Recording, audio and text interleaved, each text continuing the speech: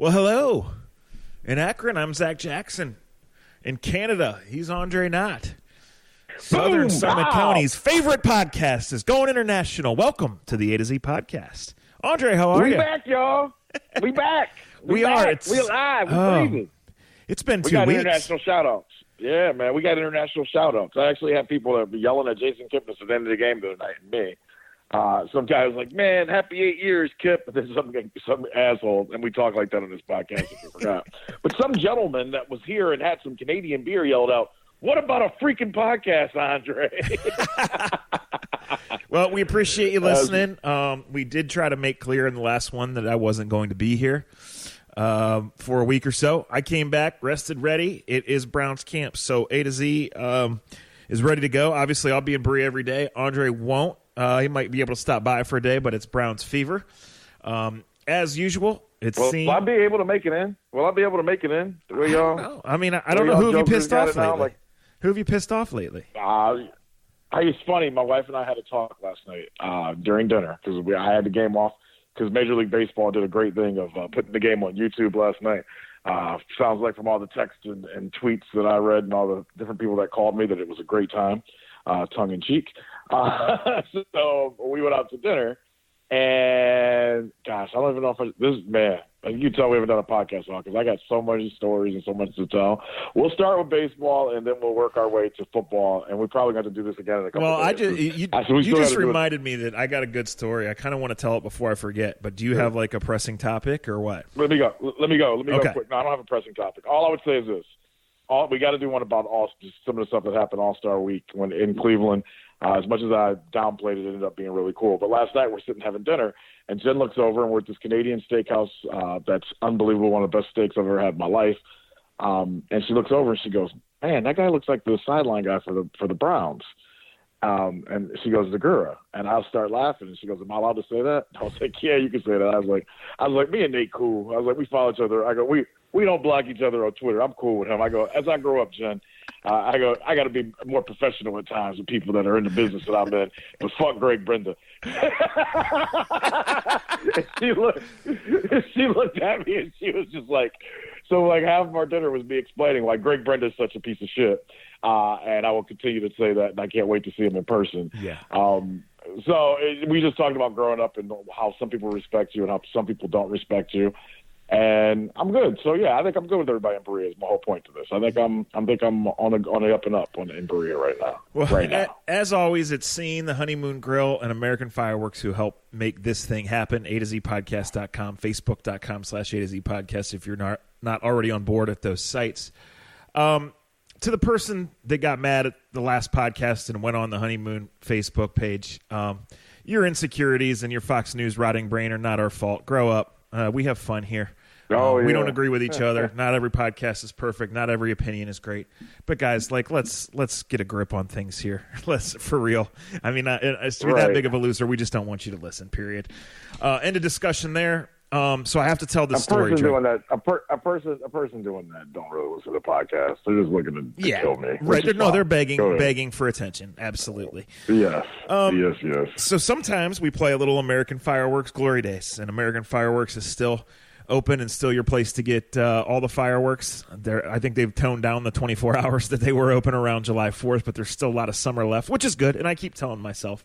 Anyway, as some of you know that follow me on social media or listen to the last podcast, I spent almost a week up in northern Michigan, Torch Lake. Incredible place.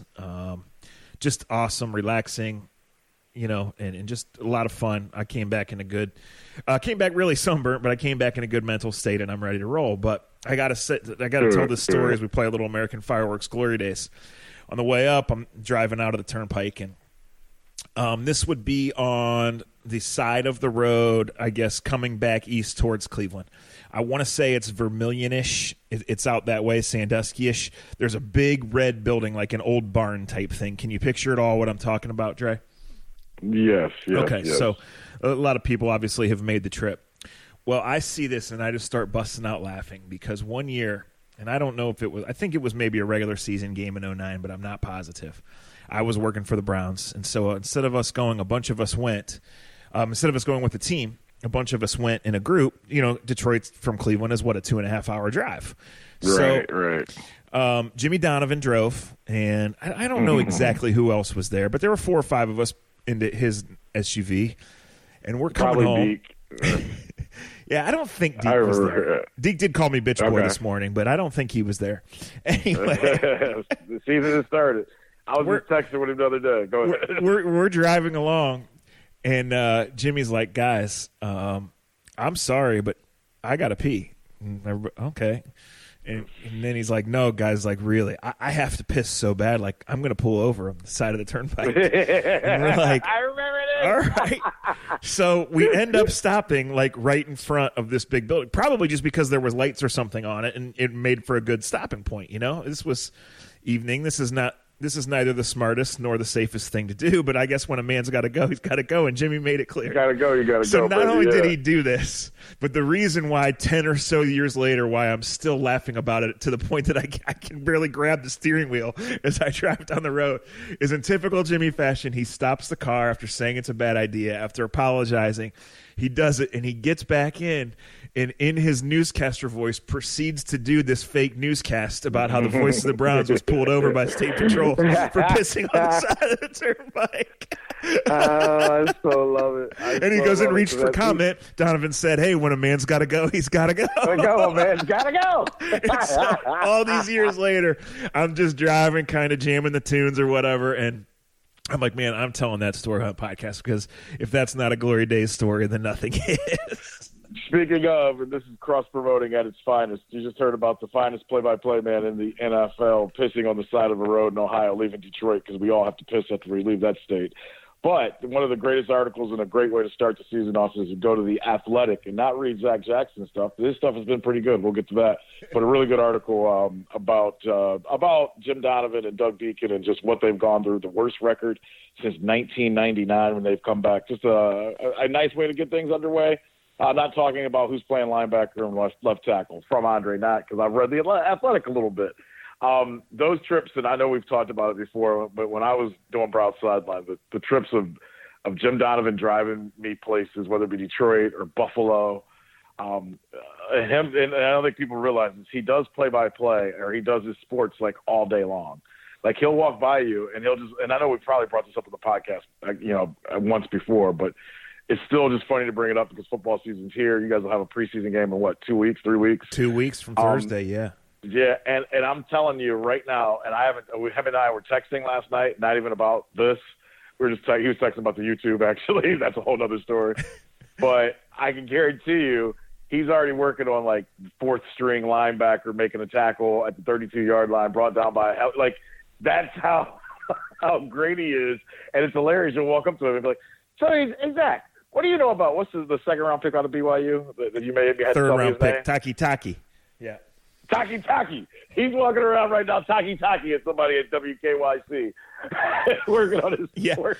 And Deke is working on it too as he opened up his second beer of the afternoon, going, Taki. Sounds like something I used to get. I heard you guys was on that podcast fucking talking about me again. My son listens to that shit. Hey, Andre's bitch. Football season is here. No, this is a specific example. And obviously, I only tell that story out of love because Jimmy is an outstanding broadcaster and a better person. A specific example, he would stay up until 3 or 4 in the morning or later, every week, even when the Browns were bad, studying these names of these players and their backgrounds because you never know. And one time, he was asking me questions. They were playing the Chargers, and God knows what year this would have been. But a specific example is, he asked me 2 or 3 questions. One was a local guy. One was maybe a hyped guy that had kind of turned into a not very good NFL player. And there was this backup fullback, Dre, and I don't even know the name. It was a Hawaiian name or a Samoan name, something like that. And Jimmy had stayed up obsessing over how to pronounce this name and knowing this guy's background. And I said, Jimmy, he's a backup fullback. And he looked at me and he said, Zach, but he goes, what keeps me up at night is the game's on the line and everybody in the stadium, me and you included, thinks the ball's going to Antonio Gates and the backup fullback scores the touchdown. Yep. I have to get it right. Yep. And that is a dedication to your craft, and that's how you get where he's been. So he's not just a sports junkie, but he does things like listen to soccer on the radio because of how descriptive you'd have to be to do that. And he is always working. Incredible guy. And really, to sum up this part of the conversation, a failure on our part to have not had him on the podcast yet, really. Yeah, we need to have him more because he would be great and get great stories. And tell you what, we got to figure out a way to just take the equipment to Berea and sit him in. We got to do it. That's why I was asking if you're allowed in Berea these days or not. What'd you say? That's why I was asking if you're allowed in Berea these days or not. Yeah, I'm allowed, man. I'll come. I'm mature. I'm really maturing into my 40s by being more immature than I was in my early 30s. How about baseball season? How about we're like a week away? Just quickly, we're like a week away from the trade deadline. AJ and Tito have had races in the pool the last 3 days here in Toronto. Tito gets up every morning and swims. Last night, Tito comes in, and I had been out to dinner and had a couple glasses of wine in me already. And he goes, all right, what time will I see you and the kids tomorrow morning? I go, why? So AJ can beat your ass? So Monday morning, we're in the pool, me and the kids, Bella and AJ and my wife, and Tito comes in. And I cringe because I'm just like, oh, boy. So Tito does his laps. That's how he starts his day. And AJ, being the asshole that he is, because he's my son and he knows no different, and he's me. As Tito's doing his laps, AJ decides to belly flop right in front of him and just kick water all over. I'm just like, AJ, stop. So I'm like, and he just thinks it's the funniest thing in the world. And Tito does too. So they start racing up and down the pool or whatever. Because AJ and Isabella can swim, unlike their father, who just floats to make sure he doesn't go underneath and embarrass himself. So I can float like a motherfucker, though. I'm like Muhammad Ali almost. I float like a butterfly. Weird that your kids like Panera and can swim. Weird. They love Panera. And do you know after I tweeted you last night about it, and my Uber ride, hey, man, I got to tell you something about Canada. I'm all over the place right now, but Canada got the best motherfucking Uber drivers ever. I rode in a Range Rover, Mercedes-Benz, and the dude picked me up in a BMW last night. Made my wife think I was Uber blacking it. I was like, girl, I ain't Uber blacking shit. This is Uber XL up in this piece. Canada is right, man. Canada is. I might move to Toronto if they don't let me in Berea no more. So after we get done, so Tito does his laps or whatever, and he starts talking to the kids and talking to Jen, and he goes, they're going to the game tonight. I go, yeah. So he looks at Isabella and he goes, Isabella, you're the best swimmer I've ever seen at this age, everything else. He goes, AJ, you're like my damn son. You just flop all over the place, but you're fast as shit. And he realizes he's talking to a 4-year-old, 6-year-old. And Jen's face just drops. I'm dying. I'm in the water going, yeah, Tito, just talk to him how you always talk. And AJ just looks at him and goes, you got any gum?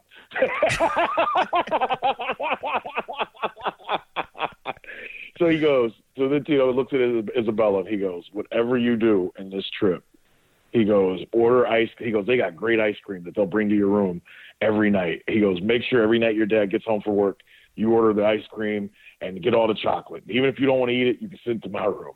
And then he looked at AJ and he goes, you take all his money. He goes, when you guys leave here, you make sure you get all of his money. And he gets out of the water and goes, have a good day, Nats. I get to the ballpark, so I'm getting ready to do my hit. And he's calling me the Griswolds. He's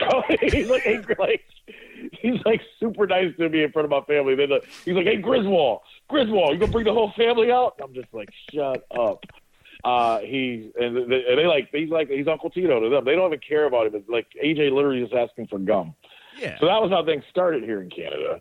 Now that the kids have already left, they wore me out like a motherfucker over the last 2 days, but it was a lot of fun. Celebrated Matt Underwood's 25th anniversary with his wife last night, who was also here. Our broadcast is going to be great today. And then there's this trade deadline stuff that's going on. And I'm going to be honest with you, I thought I had something figured out, and I don't even know anymore. It's weird to me. I know it's within the locker room, within the clubhouse. If they were to trade Trevor Bauer, there's going to be some pissed off individuals in that clubhouse because there's 17 games over 500. But we're in weird times, people. It's a weird trade deadline. I know the Washington Nationals has a scout that's been here for the last couple of days. I've seen a San Diego guys. I've seen a Phillies guy. I've seen a Yankees guy forever. At one time, I didn't think they were going to trade Trevor Bauer. Now I'm back to the point where I wouldn't be surprised. It's 50-50. They might. I know the players don't want it. I know there's coaches that don't want it. But it might happen. So we'll see. It's just an odd time. But the team is. I will say this: the team is laughing because everybody thought they were out of it, and everybody was laughing at them saying they weren't going to catch them, and they really feel like they're going to catch the Twins. And this is going to be fun. I hope that they're within 3 games of each other the rest of the season, because for the years that I've been able to cover this team, really Cleveland period. Like, when's the last time we had a true pennant race? Usually the Indians in the 90s, they would win by 20 games and clinch by September 1st. The last couple of years haven't been that, like, they're fun. Maybe I'm asking for something I really don't want a part of, and maybe in October I'll look back and say, why the hell did I want that? But I'm kind of looking forward. It's fun to go to it's honestly, for my job, it's fun to go to the park. Sure. A lot more fun than it has been the last couple of years. Not that we didn't have fun, but it's just a different. There's an excitement to going to the park right now. As a very outside observer, following on Twitter a couple nights ago, being at the bar watching the game, like, I don't want to say roll my eyes. I kind of chuckle. I see, the scoreboard watching and the Twins in the standings, and it's like, guys, there's like 70 games left, or 60 games left. Like, it's a little early for that, but that's what makes it fun, right? Is like, you're playing for that.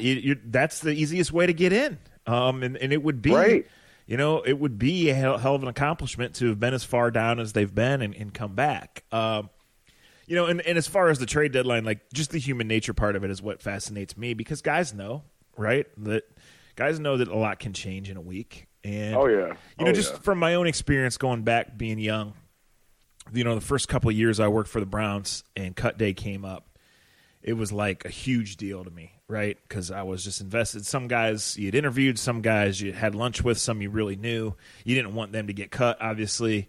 You wanted to be right in who you projected and whatever. Although when I worked for the team, I kept my opinions off of the internet, because that's just how it's supposed to go. But then you get older and it's just like such a business. It kind of just got beat out of me, right? So it's like, you have relationships with these guys, but I'm sure you're kind of the same way, and that you're hardened that you come to the park wherever the hell it is you play a week from today, like, your job's the same, right? And the show goes on at 7:05.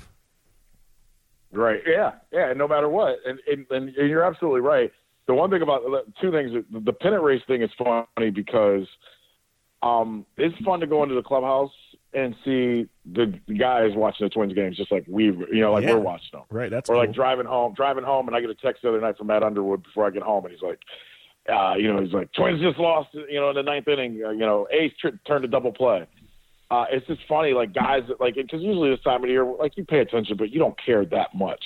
We're on the plane watching, or even last night, we're all out, like, Matt, I'm out with my wife, and I'm out with a couple other people, and Clev and Plesac and a couple other guys are out, and we go to a bar. We're all in the same bar, and we're all watching the end, in Canada, we're all watching the end of the Twins-Yankees game. And when the last out's made, we're all celebrating, and like everybody else in the bar is looking around like, what the hell are these people cheering for about the Yankees? like it's just cool to have that many people that matter, that care about it. And I know that fans feel the same way. And I guess what I'm really saying is not only the fans that way, the players that way. And it's cool to see them care.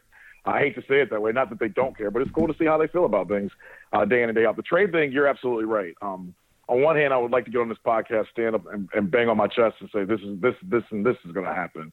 And at times I've been able to say certain things, but I really don't know.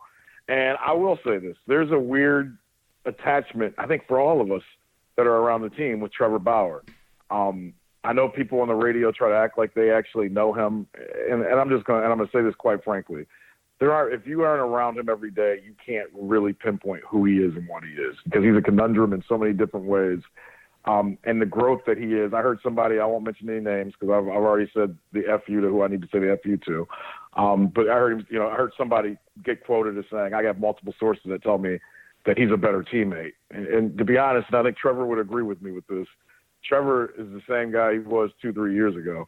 I wouldn't just jump out there and say he's a better teammate. I think more people understand him. Does that make does that make sense? Yeah. And so, but I just think people and out of the radio purposes, and people need phone calls, and people need attention, and some people just can't admit that they don't know because they don't.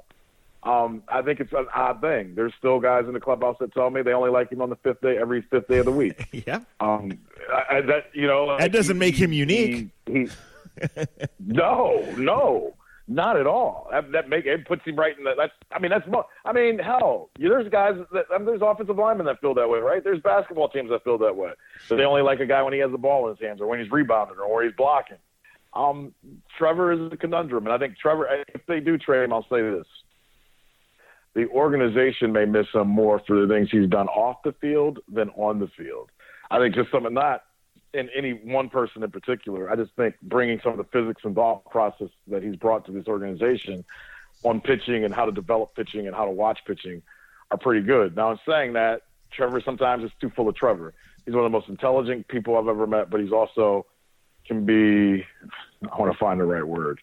I love him, and I'll be friends with him probably the rest of our lives. I'm sure him and I will talk. But I think sometimes it's hard for him to ingest that everything that he thinks and says isn't the most important thing. And I think a lot of us have that trait, right? But I think with more success, he thinks he can change the world, and maybe his little small pocket he can. Yeah. But still, we need to stay in our lane sometimes. So I get where the Indians are at right now. I will be careful when trading him, and it's not about how his teammates feel about him. Look, teammates like him. The other 24 guys like him because he gives them a better chance to win. Oh, no doubt. Stop all this who's friend. It's not about who's friends and this and that, or who likes him or who doesn't like him.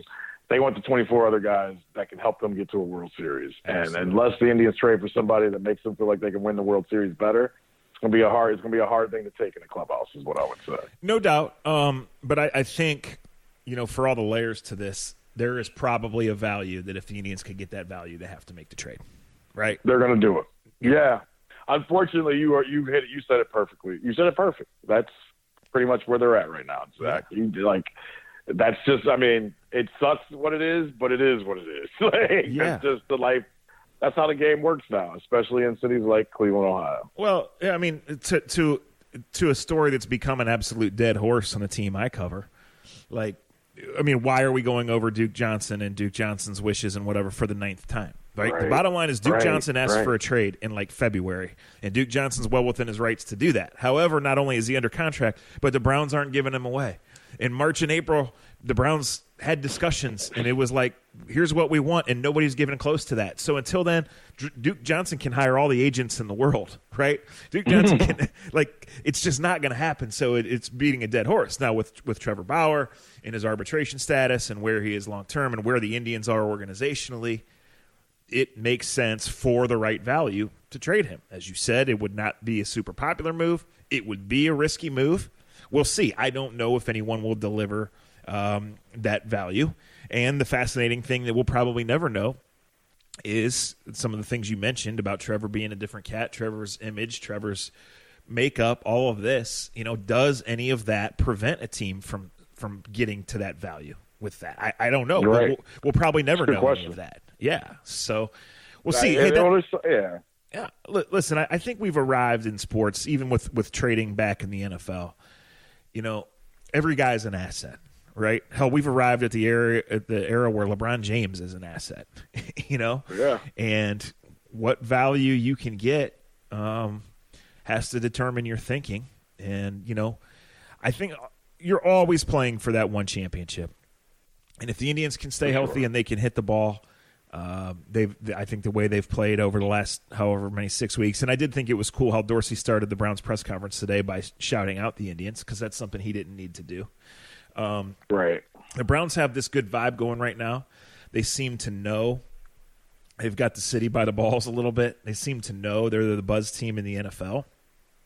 None of that really means anything when September rolls around, but I think there's a way you kind of embrace that, and you as people say on Twitter, the gets us meter is currently off the charts. That hasn't been the case. So we'll see. I'll be there. As I mentioned, camp starts on Thursday morning. I'll be there for every minute of it.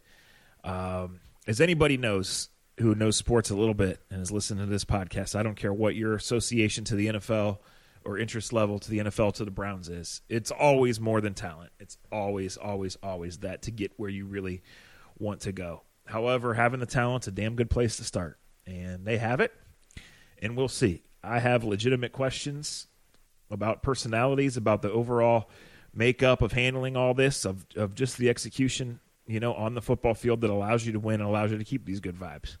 But I see a damn talented team, and I would take that over the alternative 11 days a week. Yeah, I mean they have talent, and that's the first key to any winning organization. We never, I think Sam Ricigliano always says it best. You ever see a jockey carry a horse over the finish line? And it's like, and his point is, if you don't got a talented horse, you ain't winning. You can have the greatest coach ever, have the greatest plays ever, have all that other stuff. You got to have the horses. And it looks like the Browns have the horses. And really, my thing is, in the most positive way, and I hate to say it, you just hope they get through the first 5-6 weeks of everything in the best health possible. There's going to be injuries. There's going to be ankle turns. There's going to be, things are going to pop up. There's going to be storylines. Whether Zach wants to write them or not, there are going to be storylines that are going to change. You obviously, like you brought up the Duke Johnson thing. And if that's the biggest issue you have going into training camp, boy, have we gone a far way. Yeah, right. I do have to bring up, there's 2 articles I want to bring up. I did not read your decade team yet. I know I read the Joe Thomas part, but then I was in the pool with the kids and Tito. Forgot to read the rest of it. I'll read all your children. Yeah, with all my kids. Yeah, me and my children. I am curious how that you guys started. I saw Zach Meisel, I think, did one on the Indians, which I can't wait to read later on as well. Just what's the thought process on that? And then I want to talk about GQ magazine. Yeah, so basically one of the cool parts about The Athletic is the coolest parts is the mandate to not chase the story everybody's chasing and to think outside the box. And therefore we have a lot of people throwing ideas out, and they don't all make it. They're not all great. We don't all agree with them, but I feel like 90% of the time we have open lines of communication, and someone basically threw it out like, hey, more than just summertime filler, which everybody except those covering baseball needs, right? Like this seems like a cool way to kind of engage and reflect. And so it just got passed around, and Cleveland as a department, was just like, yeah, absolutely. So let's run the Browns, let's run the Blue Jackets decade team, the Cavs, Indians, and go. And I was glad to do it. So it was obviously a challenge with the Browns in a way because it was kind of a lost decade. Shit. No, not a single winning record, obviously. You had a one slam dunk in Joe Thomas. You had one slam dunk in Ataba Rubin, who nobody would know walking down the street. Ataba Rubin, Yeah. I'm reading it right now. So Yeah, you had one slam dunk in Josh Gordon, who obviously did more detriment to the organization than he ever did positive. So, Yeah. But yeah, no, like I said, that's one of the cool things we're doing is it's not just me saying, "Hey, I'm going to go to the other side of the locker room today," while everybody is circled around Christian Kirksey. It's kind of a company-wide initiative to let's find the different story, let's go a little deeper, and let's see. And like I said, it's been awesome to work with super talented guys like Zach and Ari and all these guys that we can bounce ideas off of and people back each other up. That's how it should be. It's awesome. Yeah. So I do have a couple announcements. Thank you for putting Joe Hayden on the team and not being a dick about it, because everybody hates him all the time. Hey, one thing I want to say, we got a little bit later start than normal. I promised a couple announcements. One of them is related to The Athletic. We're just going to push those off till a podcast or two from now, just because I know Dre only has about 5 more minutes and I got some work to do too. It's nothing earth-shattering. It's exciting stuff. But Dre, I appreciate you early on and later shouting out The Athletic, and I know you're doing it, not to just satisfy me, right? It's because you're a reader. No, I'm legitimately do it. I read it. Yeah, yes. A lot of buses and planes where you're reading, and I'll tell you, every time I bookmark some stories on that app and go back to read 3 or 4 of them at a time later, like I always find myself diving into 3 or 4 more because there's just that much good shit. Yes. It's funny you said that, as you were just talking about the team.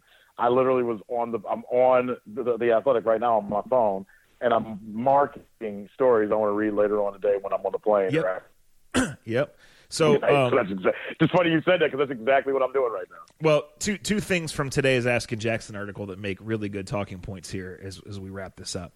One was a question, and this is in terms of where the Browns are and where they can go. One was a question to me about the surprise cut, and I just said, last year, obviously you knew there was going to be a total remake coming. You could feel it. There were a lot of guys that needed to go. This year, there will probably end up being some surprises because that's the nature of football.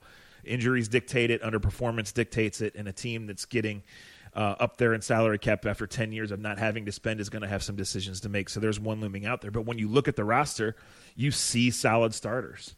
You see proven guys who might not be starters, and you have to really stretch to think that they would cut a guy just to cut a guy, right? Like, we'll see what happens, but for once they've started to build a base and then expound upon it. So we'll see there. And then the other question from our buddy Anthony went back and asked me to go back in the training camp annals and go over some All Berea teams from the past.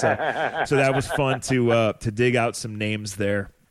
With that, I'm genuinely excited, guys, to be at practice, to share some pictures and video, to watch this whole thing come about, to watch Odell Beckham run routes, to watch them actually score touchdowns in practice, because Lord knows we've seen too many times where they've gone a freaking week, and that's not an exaggeration, without scoring one.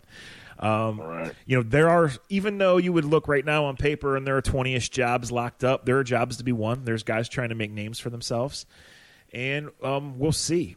One of the big questions, Dre, is always are you too soft in camp? Are you too hard in camp? Me, I'll always lean on the side of you got to have your guys, but it is football. You have to push guys. You have to see. And when a guy goes down with a minor injury, it just makes sense to rest that guy, specifically if he's a proven player. And then what happens in that time with the next guy up and the next guy behind him, it can change careers. It can change franchises. We've seen guys come out of nowhere. So I have some concerns in this team about the depth on both lines, about the kicker spot, about handling it. But, again, just to wrap it up, there's a lot of talent. If you're lucky enough to have camp tickets, I think it's going to be a great experience. Get there early. It's going to be a shit show. It's going to be a circus. And we'll see, over the next 5 weeks where they can go as far as positioning themselves for the 4 months that really count. Yeah, and that's what I can't wait for. But I got to hit you on this before we go. I got a good solid 5 minutes still. Hopefully you do. The GQ story with Odell. I don't know Odell. I texted you something in the middle of the night as I was reading the story that you don't have to repeat here, but you know how I feel. I'm saying this carefully because I want him to succeed here, and I don't know enough. I don't know a lot about him, but I'll tell you what I read and just give my thoughts. No offense to the younger generation. No offense to anybody that takes offense to this. Shout out to the Axelrods and that great wedding that supposedly you guys all had and went to. From the pictures, it seemed like it was great. I just feel like when I read Odell's story, and maybe it was just how it was written, I felt like I was listening to this generation's adolescents or kids that were so worried about this monster they became. He talks about the catch and how his Instagram followers went up, and how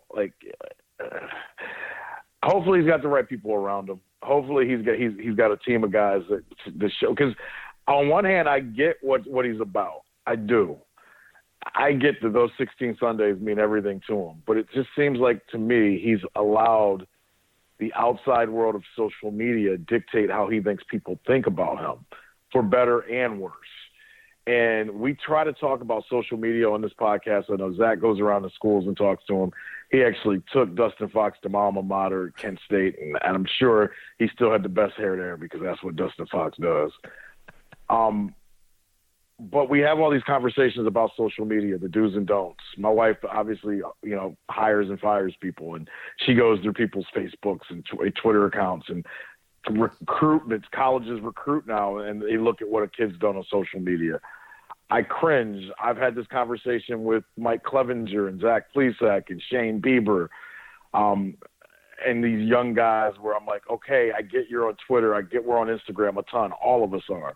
But that is such a small sector of this world and of how the world really works. Yes, the president goes off and on Twitter and says ridiculous things, and other people do.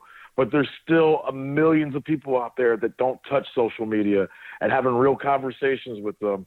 Those relationships, I'm not saying the relationships on Twitter and social media don't matter. Some of the funniest conversations, some of the funniest things I read are through social media. Some of the dumbest things I read are through social media. But if you can't, in my opinion, you can't let social media dictate how you feel about yourself. I went away from Reed, and it doesn't mean I'm right. And so I know people will tweet me, and they'll tell me that they don't agree with me because I'm messing up their wet dream of 13 coming all over their scene. But I just felt like I was listening to a kid that's got a lot of things going his way, but is so caught up in social media and like the likes and the monster that they've created that I cringe if things don't go the right way. I kind of had a very Twitter response about halfway through that article as I read some of the quotes. Sir, this is a Wendy's. And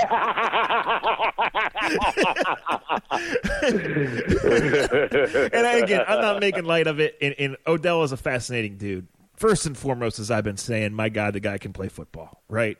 We know he's a non-football celebrity. His world has changed. His life, he's just at a point in life where it starts to change, right? All of us around that time were trying to figure shit out. We didn't do it with all this money and all this fame and all that. So, no, I'm going to reserve more judgment until I can be around him much longer. But I can tell you that when I get out of bed Thursday morning and start driving up 71, I'm going to be most excited to watch him play football. And as I've said publicly and privately, I don't know how the Browns will handle this. I don't know how this will all go as they try to take the next step, which is often the hardest one. But I do know when they got him, that offense at least got the potential to hit a turbo speed. They should never be out of a game. And we'll see. This time of the show, we play some congrats. I just want to say this. Congrats. I hope you don't take mine. I hope you don't take mine. Okay. Go. Congrats to the city of Akron. My dream of reopening Rolling Acres Mall has been crushed, but from what I read, it's maybe the biggest job addition project of the century. It's great to see that land get up. I actually drove by there yesterday morning, Dre. It's interesting to see it, and I hope that works out. Congrats at the same time to the city of Akron, which has that torn up. Another major highway right up the road torn up, and Howe Road all torn up at once. I tried to go to a birthday party in downtown Akron 2 Saturdays ago. Every damn road was closed at once. So I know stay in my own lane. I'm not a city planner. I'm a bad podcaster and a good White Claw drinker. I know, but there's got to be a better way. So I start congrats with our favorite city. That was great. And that was also the night I think you ran into my son, and you guys had your 2 favorite toys with you as well. That picture will go down in the history of the annals, to say the least. My congrats goes into the same situation. I love the congrats to Akron. That is huge. But mine goes to the Washington Wizards. Congrats on hiring Sashi Brown, who gets a congrats for getting another job after imploding the Cleveland Browns. That's going to be very interesting in Chocolate City, what he can do in Washington. I can see how some of the analytic guys think that he was the greatest ever. And what he accomplished in Cleveland, I can't wait to see what they do basketball-wise. Bradley Beal, I would probably put my house up for sale if I were you. So that's my congrats. That's going to be some bad basketball in Chocolate City because if that's what they bring Sashi in for. But imagine if people hired you and down the road to be able to do the opposite of what most of the other teams are trying to do. Think about that. Like most people are hiring people in your business to get clicks and get people to read your stories. And you would go out and hire somebody that can't get no stories right and gets terrible stories and writes terrible stories. Kind of like the guy that does Indians postgame sometimes on the radio, the station I work for. Congrats to that, too. Anything else you want to throw out there? Well, no, I think I'm not going to get started on Sashi and his supporters. To me, the congrat in that whole situation goes to the Haslams. Sashi should have never been running a football team. That's what I said from day one. A lot of people told me I was not smart enough to understand, and I ask you if you guys are smart enough to understand fucking 1-31. Anyway, so where do you guys are back on the road this weekend? I'm just trying to get a gauge of when we'll be able to pod. I got you. We might be able to go Friday. Today's Wednesday, right? Okay. See, the Browns have morning practice almost every day, so it's a lot easier for me than it was last year when they had afternoon practice because I was gone basically all day and all night. So, right. Okay, so we play tonight here in Toronto. After the game, we fly to Kansas City for the weekend, and then I'm back home for a decent amount of time. Maybe I'll come to Berea next week. I haven't looked at my schedule. I haven't looked at my Indian schedule. But I think I have an off day. And this is part of the A to Z podcast, baby. You get it all live and direct as we do things the way we do it. I'm actually off Monday next week. Okay. So maybe Monday we could try to set something up. We have night games Tuesday, Wednesday, Thursday, and Friday. So, and I'm off the 3rd. But you guys have a game on the 3rd? Is that the first day you have a game? No, that's the stadium practice on the 3rd. Oh, okay. All right. First that's a game's day the off 8th. for me because that's a Yeah. Okay, maybe next Monday I can come to Berea, or maybe on the way to Berea, or on the way to Cleveland, maybe Wednesday or Thursday. We'll look into I can that. meet you guys up there. Anyway, guys, we enjoyed doing let's this. We're glad you stick with us. We're glad you listen. Glad we could get back and do this. We'll during training camp, and as the Indians hopefully continue to play well, we'll try to do these as often as possible because we like it, and we're glad that you guys do too. So, shouts as always to Scene, to the Honeymoon Grill, to American Fireworks. Holler if you see me out in Berea. And we'll talk to you next time on A to Z. Dog check!